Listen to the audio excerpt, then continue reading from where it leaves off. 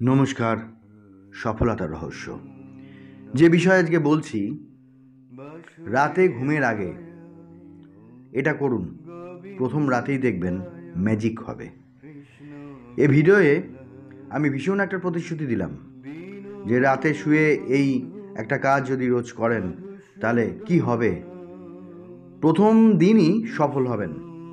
কি সফল হব? প্রথম রাতেই এমন সফল হবেন, 7 দিনের মধ্যে দেখবেন সব প্রতিকূলতা আটকে থেমে থাকা কাজ, সব চাহিদা, ইচ্ছা, মনস্কামনা, এই সমস্তগুলো সার্বিকভাবে পূরণ হতে শুরু করবে, স্টার্টিং হবে। আর প্রথম রাতেই কি বললাম? প্রথম রাতেই দেখবেন ম্যাজিক হবে। তা দায়িত্ব নিয়ে যখন বলছি সেটা হবে। দেহে মনে প্রচণ্ড একটা শক্তির জোয়ার আসবে। আর কি হবে? আর হবে আপনার না হওয়া অসফল কাজগুলো হঠাৎ সফল হতে শুরু করবে। যে মানুষগুলোর ওপর আপনার জীবনে অনেক কিছু নির্ভর করে তারা হয়তো আপনার ওপর বিরূপ, তারা ফেভারে আসবে। যে সাবজেক্টগুলো একেবারেই মাথায় ঢুকতো না সেগুলো হঠাৎই ক্লিয়ার, বোধগম্য হতে শুরু করবে। নিকট ভবিষ্যতে কি ঘটতে চলেছে বুঝতে পারবেন। চেহারাতেই একটা উজ্জ্বলতা আসবে, যাতে মানুষ আকৃষ্ট হবেন আপনার কথায়, আপনার চেহারায়। যিনি কোনোদিন সমাদর করতেন না, মুখের দিকে না তাকিয়ে কথা বলতেন, তার মনের হঠাৎ পরিবর্তন আসবে। তিনি আপনাকে সমাদর করে হয়তো সেদিন দেখলেন যে বসুন, আপনি বসুন। আপনি কিন্তু বিস্মিত হবেন। বিস্মিত হবেন না, আপনার এই কাজের জন্য হচ্ছে এগুলো। আরও অনেক পরিবর্তন ক্রমে ক্রমে আসতে শুরু করবে, যা দেখে নিজেই চমকে যাবেন। দেখুন, একটা সত্যি কথা বলতে আমার অসুবিধে বা ভয় নেই। যারা বিজনেস করেন তাদের কম্পিটিশনের মধ্যে পড়তে হলেও, অনেক রকম কম্পিটিশনের মধ্যে পড়তে হয়, মনের কোনো এক কোণে শান্তি থাকে, কিন্তু মানসিক শান্তি ব্যবসায় একসময় না একসময় আসে। তুলনামূলকভাবে দেখবেন সার্ভিসে অনেক প্রতিকূলতার মধ্যে বা অন্যান্য প্রফেশনে যারা আছেন পড়তে হয় অকারণেই উপরতলার মানুষের কুনজরে কবলে পড়তে শুরু করলেন। অন্য মানুষের এই যে বিরূপ ভাব, এটা থেকে বেরিয়ে আসতে পারবেন, এটা শিওর। আর একটা কথা বলছি, দেখুন, যেমন ডাক্তারি, প্রফেসরি, টিচারারি, এই সমস্ত স্টুডেন্টরা তো আছেনই, তারা তো এটা অবশ্যই মন দিয়ে করবেন। দেখবেন যারা এই সমস্ত প্রফেশনেও আছেন তাদের মধ্যে একটা উদ্ভাবনী পাওয়ার বাড়বে। মানসিক ডিপ্রেশনে জর্জরিত মানুষেরও দারুণ উন্নতি হবে। আমি যেটা বোঝাতে চাইছি সেটা হলো, সব স্তরের মানুষের মধ্যেই একটা সার্বিক উন্নতি আসবে, মানসিক, দৈহিক, শারীরিক। নদীতে জোয়ার এলে যেমন হয় না, এর আগে পরপর অনেকগুলো ভিডিওতে আমি অনেক মন্ত্র বলেছি।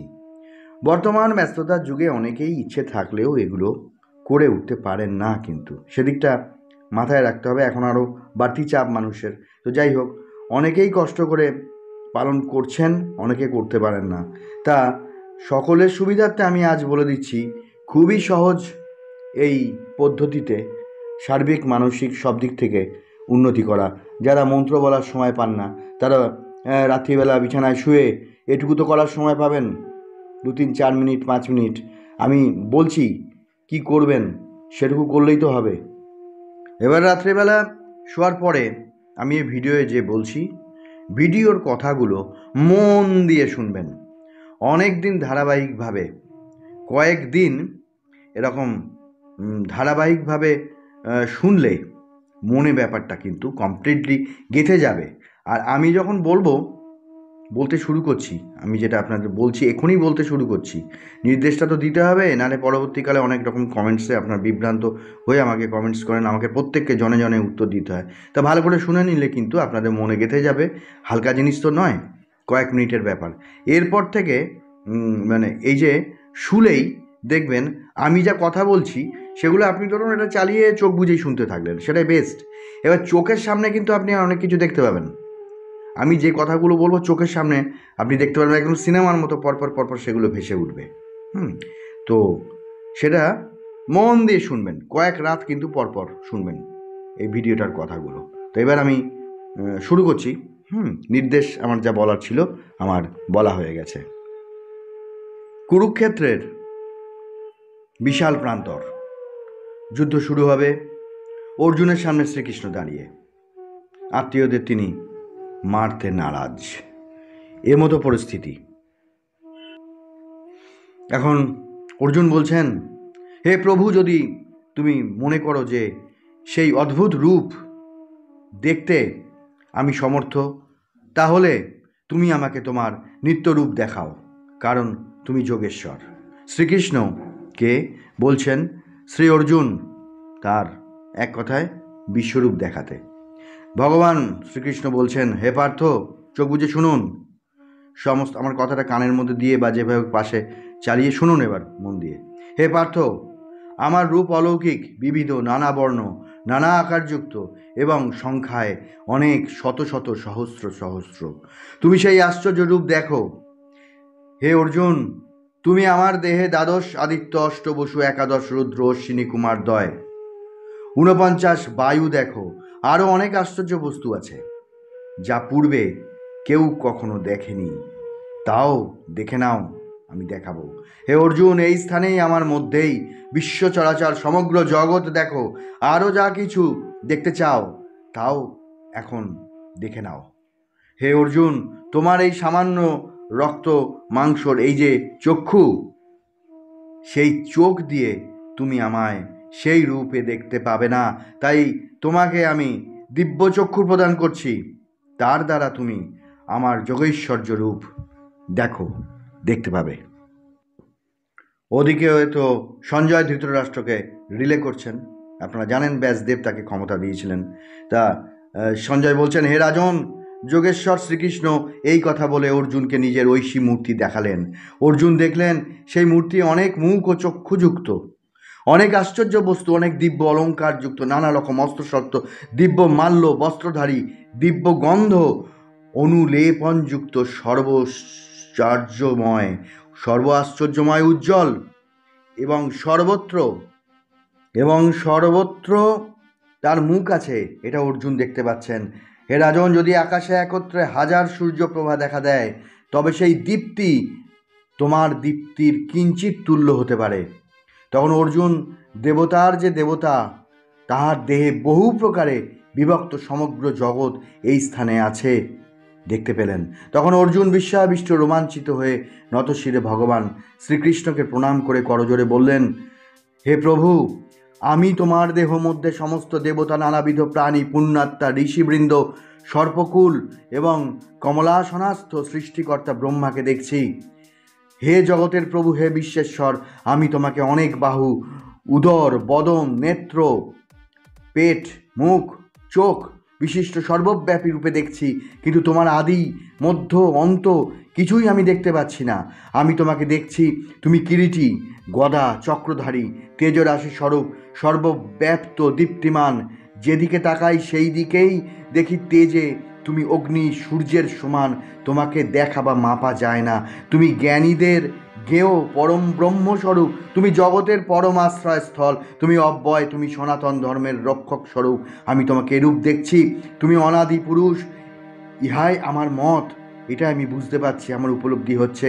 আমি তোমাকে দেখছি, তোমার আদি অন্ত মধ্য নেই, তুমি অনন্ত বীর্যশালী, অনন্ত বাহুধারী, চন্দ্র সূর্য তোমার চক্ষুদ্বয়, তোমার মুখ দীপ্ত অগ্নির মতো, নিজের তেজে তুমি এই জগতে তাপিত করছো এই জগৎকে।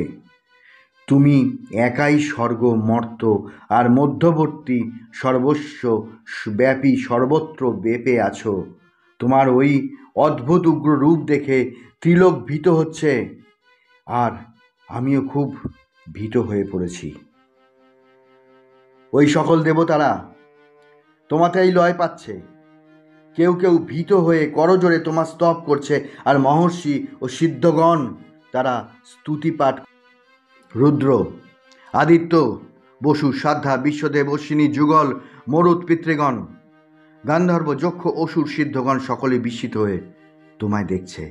হে মহাবাহ, তুমি অসংখ্য চক্ষু, হস্ত, উরু, পদ, উদর, দন্তবিশিষ্ট এই বিরাট রূপ দেখে লোক সকল ভয় পেয়ে পালাচ্ছে, আর আমি ভীত হচ্ছি।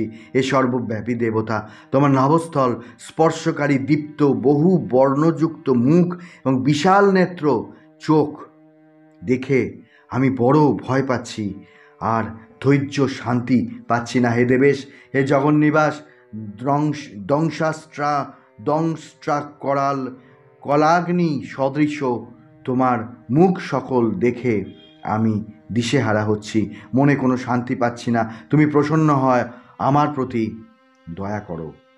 ওই দুর্যোধনাদি ধৃতরাষ্ট্র পুত্রগণ এবং আর রাজারা, দ্রোণ, কর্ণ, আমাদের দলের যোদ্ধা শ্রেষ্ঠদের সঙ্গে দ্রুত বেগে তোমার ওই হিংস্র দাঁত আর মুখের মধ্যে প্রবেশ করছে। ওই মুখমণ্ডলে প্রবেশের সময় কারো মাথা চূর্ণ বিচূর্ণ হয়ে যাচ্ছে, আর সেই মাথাগুলো তোমার বিশাল দাঁতের সন্ধিতে লেগে রয়েছে। যেমন নদীর জল প্রবাহ বেগে সাগরের দিকে ধেয়ে যায়, সেইরূপ ওই বীরগণ তোমার ওই প্রজ্বলিত অগ্নিমুখে প্রবেশ করছে। পতঙ্গ দল যেমন আগুনের মধ্যে ঝাঁপিয়ে পড়ে, তেমনি সকলে দ্রুত মরার জন্য তোমার মুখের মধ্যে পড়ছে। তুমি জ্বলন্ত মুখ হাঁ করে ওই লোক সকলকে গ্রাস আর লেহন করছো। হে জগতের প্রভু, তোমার তীব্র তেজে সবই দগ্ধ হয়ে পুড়ে যাচ্ছে। ওই অগ্র রূপধারী তুমি কে তা আমাকে বলো। আমি তোমায় প্রণাম করি। হে দেবশ্রেষ্ঠ, তুমি প্রসন্ন হও। তুমি আদি পুরুষ। আমি তোমাকে বারবার জানতে ইচ্ছা করছি। আমি তোমার কর্ম প্রবৃত্তি কিচ্ছু জানি না। ভগবান শ্রীকৃষ্ণ তখন বলছেন, আমি লোকক্ষয়কারী মহাকাল, আমি সকলকে সংহার করে থাকি। তুমি যুদ্ধ করে ওদের না মারলেও ওরা মরবে। অতএব তুমি ওঠো হে অর্জুন, আগেই আমি ওদের মেরে রেখেছি, তুমি এর নিমিত্ত মাত্র। এই হয়ে কাজ করো। দ্রোণ, ভীষ্ম, জয়দ্রথ, কর্ণ, অন্যান্য বীর সকলকে আমি আগেই বধ করে রেখেছি, তাই তুমি এদের বধ করো, দুঃখ করো না। তুমি যুদ্ধ করো, যুদ্ধে শত্রুদের নিশ্চয়ই পরাজিত করতে পারবে। এই দেখো আমি সব বধ করে রেখেছি।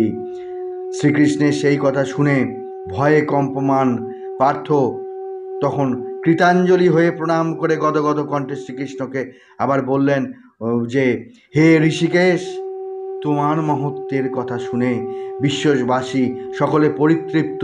সাধুরা তোমায় নমস্কার করছে, রাক্ষসগণ ভয়ে ভীত হয়ে এদিকে ওদিকে পালাচ্ছে। এটা যুক্তিযুক্ত হে মহাত্মন। কেন দেবতারা তোমাকে প্রণাম করছে? কেন করবেন না? তুমি ব্রহ্মারও আদিকর্তা, হে শ্রেষ্ঠ দেবতা, হে অনন্ত, হে জগন্নিবাস। তুমি সৎ ও অসৎ, তুমি তা অপেক্ষাও যা শ্রেষ্ঠ, তাই তুমি আদি দেবতা, তুমি আদি পুরুষ, তুমি এই বিশ্বের পরম আশ্রয়স্থল, তুমি বেত্তা, তুমি বেদ্য, তুমি পরম ধাম, তুমি এই জগৎ জুড়ে আছো। হে আমার সর্বস্ব স্বরূপ, আমি তোমার সম্মুখে ও পশ্চাতে এবং সর্বদিকে প্রণাম করি। এটা ভালো করে লক্ষ্য করুন, আমরা কিন্তু সর্বদিকে প্রণাম করি না। সর্বত্র তিনি বিরাজমান, আমরা সর্বদিকেই যেন প্রণাম করি। পূর্ব পশ্চিম উত্তর দক্ষিণ ঊর্ধ্ব অধ সর্বত্রই। সেই জন্যে শ্রী অর্জুন বলছেন, আমি তোমার সামনে পশ্চাতে সর্বদিকে প্রণাম করি। তুমি অতুল বলশালী, তুমি সর্বব্যাপী আছো, এই কারণে তুমি সর্বনামে অভিহিত হয়ে থাকো। হে পরম পুরুষ, হে মহাপুরুষ, তোমার মহত্ব না জেনে আমি তোমাকে স্নেহের বশে হে কৃষ্ণ, হে যাদব, হে সখা এই সকল বলে কত ডেকেছি। আহারে বিহারে, শোয়ার সময়, উপবেশনের সময়, নির্জনে যা কিছু বলেছি, সেই সমস্ত অপরাধের জন্যে তুমি আমাকে ক্ষমা করো প্রভু, কারণ তোমার মাহাত্ম্যের যে শেষ নেই।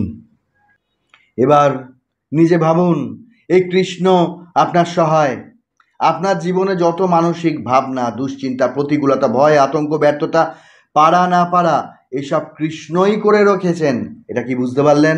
আগে থেকেই করে রেখেছেন। আবার আজ আমি আপনাদের বলছি, এই দৃশ্যটা শুনুন, সব কেটে যাবে। এটাও কৃষ্ণই আমাকে দিয়েই আপনাদেরকে বলিয়ে নিচ্ছেন। এটাও তিনি আগে থেকেই ঠিক করে রেখেছিলেন, নয় কি? শুধু আমরা জানতাম না, আমরা জানি না যে আপনারা এইসব পরিস্থিতির মধ্যে পড়বেন, এবং শ্রীকৃষ্ণ ঠিক এই কথাগুলো আমার মতো একজন অধম দাসানুদাসকে দিয়ে, আমি তার থেকেও কিছু যদি থাকে তার পদধূলিরও যোগ্য নই, আপনাদের শোনাবো। যে এটা আমরা শোনাবো, আপনারা শুনবেন, আমি শোনাবো, এটাও তিনি সেই 5200 বছর আগেই ঠিক করে রেখেছিলেন যে আমার যে সমস্ত সন্তানরা আসবে তখন এই রকম ঘটনা ঘটবে। তিনি আমাদের সর্বত্রব্যাপী, তিনি আমাদের মনের মধ্যে, হৃদয়ের মধ্যেই আছেন।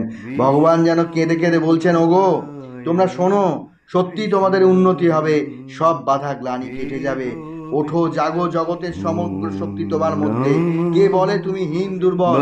তোমার দ্বারাই শ্রেষ্ঠ কাজ হবে, তোমার দ্বারাই চরম উন্নতি হবে। আজ এই পর্যন্ত, নমস্কার, আবার দেখা হবে। গোপাল দীনবন্ধু মধুসূদন।